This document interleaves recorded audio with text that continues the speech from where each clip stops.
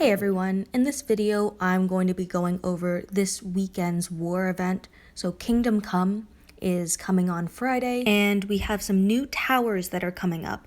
So we have a Guardian Shield, a 25% slow, and 675 burn. Now the really interesting one to me is the Guardian Shield one, because starting off with a Guardian Shield on defense means you can block attacks off that first turn, while in particular one attack, which means the enemy won't be able to gain AP off of that attack. Methods around that would be a splash weapon, collateral damage, rampage weapon, just any way to apply damage to adjacent targets. That'd be a great way to break the shield while still gaining AP off of an adjacent toon, if there is an opening in the Guardian Shield, that is. This slow tower isn't as interesting as it seems. Like, I know people are thinking, oh, my toon needs more AP to rush at the start, but in case you guys didn't know, so a 76 AP toon with 25% slow means the toon now needs 95 AP. 95 AP times 60% given by Dr. Stevens is 57 AP. If you have a huge leader and at least very large AP on your weapon, so huge is 10, very large is 8, and a basic attack gives you 20 AP, 57 from Dr. Stevens, 10 for huge, 8 for very large, and 20 from your base attack equals 95 AP. So you can still rush on the second turn naturally if you have Dr. Stevens, who gives unnatural AP, because Dr. Stevens gives AP at a percentage, while when you attack off of a basic attack, it's a flat amount, based on the leadership skill as well as the weapon. For a 66 AP toon with 25% slow, 66 times 1.25, it now needs 83 AP to rush. 83 times 60% equals 50 AP, meaning you only need 33 more AP to rush. You get 20 base AP, 10 from a huge leadership skill, so you just need 3 more AP to have enough. So that's pretty easy to get. Like, even if you didn't have any AP on your weapon, if you had an 8% AP weapon on your team, well, you would have enough AP to rush. And for an 85 AP toon, this is the only case where you would be shy from being able to rush. Normally, an 85 AP toon times 60% from Dr. Stevens is 51 AP, meaning you only need 34 more. But in this case, 85 and the 25% slow means you need 107 AP. 107 AP times 60% equals 65 AP, so you would need 42 more AP to rush on that second turn naturally. Now, huge on huge and a base 20 would give you 40, meaning you just need 2 extra AP, and that can easily be solved by having an 8% AP weapon on your team. You could even have an 8% AP weapon on Dr. Stevens if you're running him, and that way it kind of covers all bases. So really, I don't see the 25% slow tower to be an issue.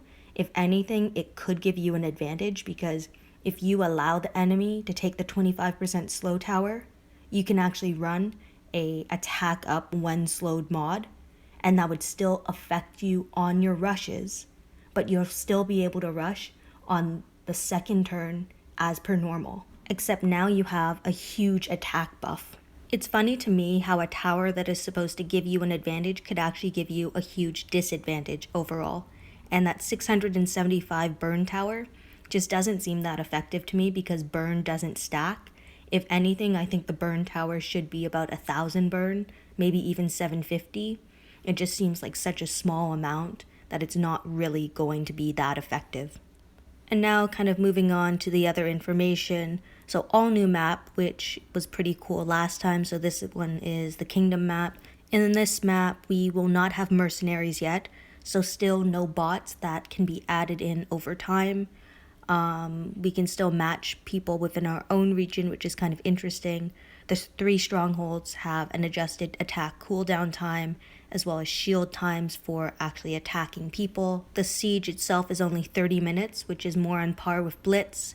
Attack cooldown time is 3 minutes. Shield cooldown time is 3 minutes, so that's increased by 30 seconds, which is kind of nice.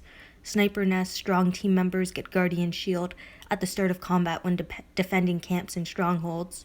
So that seems like it's a really good tower to have, actually, if you have teammates that run strong toons on defense. The trailer, fast and tough enemies get 25% slow for 3 turns when attacking and defending camps.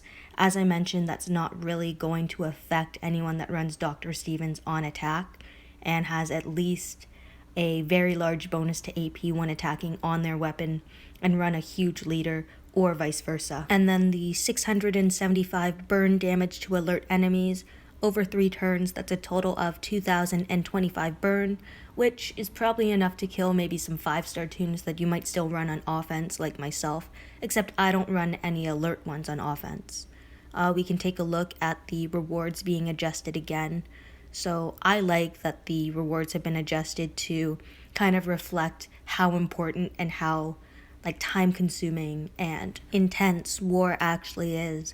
I like that that's reflected in the rank rewards, and everyone's either getting at least the same or boosted rewards. For the S-Class choice boxes, it's 50 cards or 40 cards, 30 cards, 20 cards. It's all kind of scaled, so I kind of enjoy that because you can choose characters that are newer, you get less cards, but you're at least working towards them. Or older toons that you might not have, like myself.